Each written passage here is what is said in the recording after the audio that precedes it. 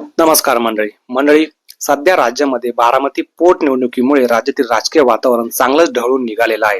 म्हणजे उपमुख्यमंत्री सुनेत्रा पवार यांनी बारामती मतदारसंघातून उमेदवारी अर्ज भरलेला आहे.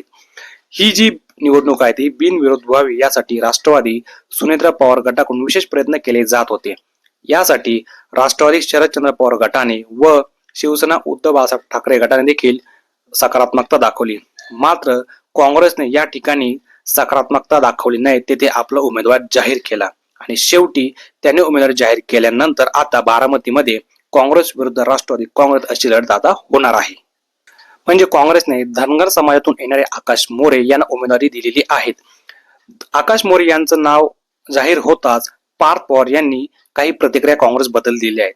ते असे म्हणाले की निवडणूक आहेत, आम्ही कोणालाही फोन करणार नाहीत. फॉर्म भरला असेल तर त्यापासून कोणी थांबू शकत नाहीत. परंतु मला वाईट वाटतंय की काँग्रेसचा डाऊनफॉल आता सुरू होतोय. अशी एक प्रकारे टीका त्यांनी काँग्रेसवरती केलेली आहे आणि त्यांच्या या टीकेनंतर राजकीय वर्तुळांमध्ये पुन्हा चर्चेना आता उधाण आलेले आहे. पार्थ पवारने असं स्टेटमेंट दिल्यानंतर शरद पवार याबाबत एक प्रश्न विचारण्यात आला.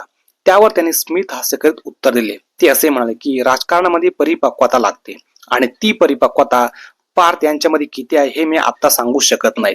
त्यामुळे त्यांच्या विधानाचा अर्थ अजूनही बऱ्याच लोकांना समजलेला नाही व त्याच्यावरती आता तर्कवितर्क केला जात आहे. तर तुम्हाला या गोष्टींबद्दल काय वाटतं? शरद पवारने हे जे सांगितलं किंवा पार्थ पवारने हे जे स्टेटमेंट दिलं याबद्दल आपलं मत काय? आपलं मत कमेंट्स मध्ये नक्की सांगा.